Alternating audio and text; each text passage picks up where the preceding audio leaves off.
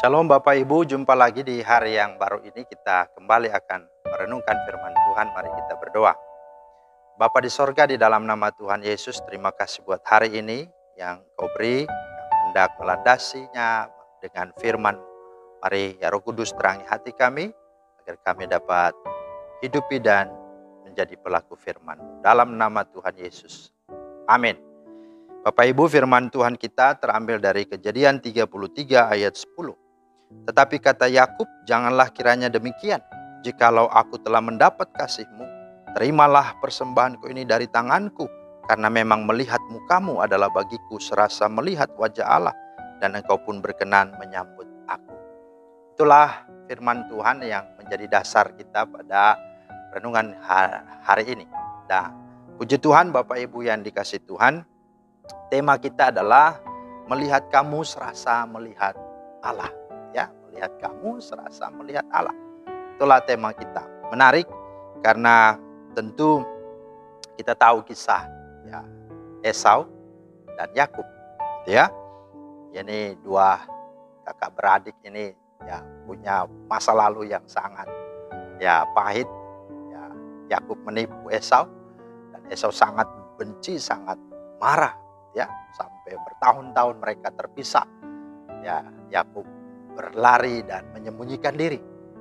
Esau berupaya untuk hidup tenang, tapi tidak tenang juga, ya. Tapi pada akhirnya ya happy ending, bahwa pada akhirnya mereka bisa sungguh-sungguh bertemu dan mereka boleh rukun, mereka boleh damai. Saudara, inilah yang dikisahkan dalam Kejadian 33. Bukankah kerukunan, kedamaian itu sesuatu yang indah, sesuatu yang sungguh-sungguh kita rindukan, kita harapkan, ya. Dalam Mazmur 133 ayat 1-3 dikatakan, sungguh alangkah baiknya dan indahnya apabila saudara-saudara duduk diam bersama dengan rukun.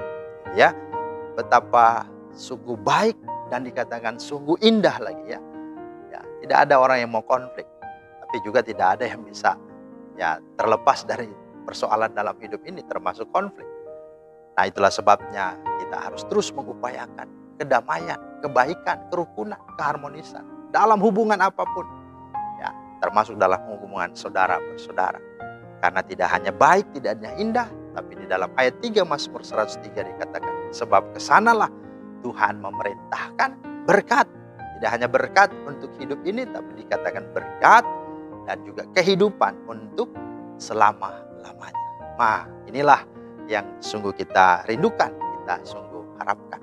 Nah, tetapi apakah itu seketika dan secara tiba-tiba terjadi? Tentu tidak. Maka belajar dari kisah Esau dan Yakub ini, kita akan melihat bagaimana sungguhnya rekonsiliasi itu, pemulihan itu terjadi.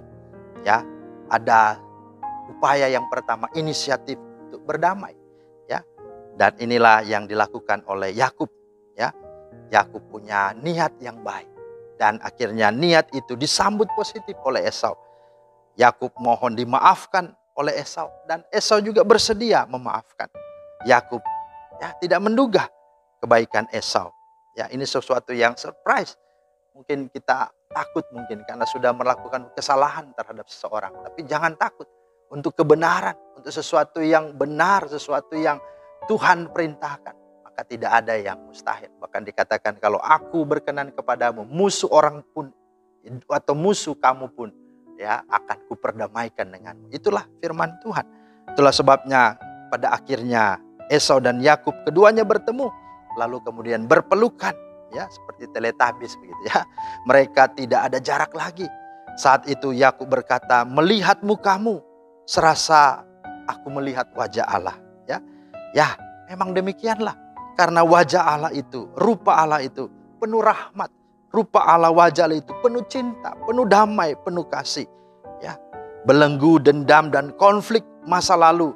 Ya, itu sungguh akhirnya telah berhasil dilepaskan.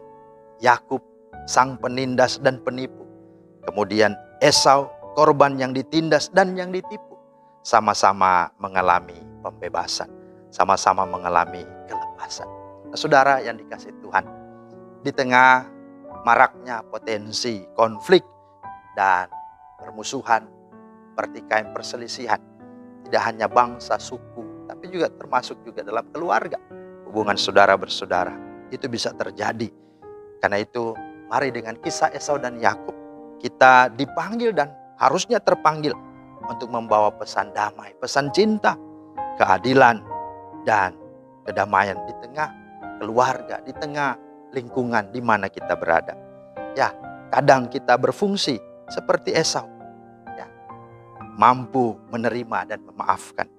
Tetapi kadang juga kita berfungsi seperti Yakub, yang memang harus berinisiatif untuk melakukan, ya, berbagai upaya, bahkan berkorban apapun supaya terjadinya perdamaian dan rekonsiliasi. Dalam kedua peran itulah siapapun akan merasakan pengalaman-pengalaman itu menjadi indah, menjadi pengalaman yang spiritual, pengalaman yang ilahi, pengalaman yang penuh imanen bagi hidup kita.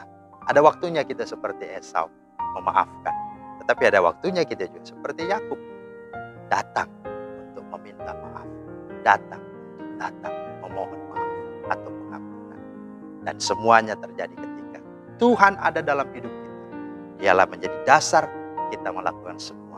Kenapa? Karena Kristus Yesus telah mati bagi kita. Dia sudah terlebih dahulu mengampuni kita. Maka tidak ada alasan untuk kita tidak bisa mengampuni orang yang bersalah kepada kita. Biarlah firman Tuhan ini menjadi berkat dan terus menolong kita untuk hidup dalam kerukunan, dalam kedamaian, keharmonisan dengan siapapun, apalagi dengan saudara kita, keluarga kita, orang tua kita, dan dengan seluruh kehidupan orang-orang di sekitar kita. Tuhan memeteraikan firman-Nya dan memberkati kita semua. Amin. Mari kita berdoa. Terima kasih Tuhan untuk firman-Mu. Kami bersyukur untuk apa yang Tuhan suruh boleh nyatakan melalui pengalaman Esau dan Yakub. Biarlah kami juga boleh hidupi sebagai satu sikap kami untuk mau terus berdamai, mau terus berupaya adanya kerukunan, keharmonisan dalam segala apapun. Karena Tuhan sudah datang untuk memulihkan hubungan kami, memulihkan hubungan dengan-Mu, memulihkan hubungan dengan sesama, dengan diri kami.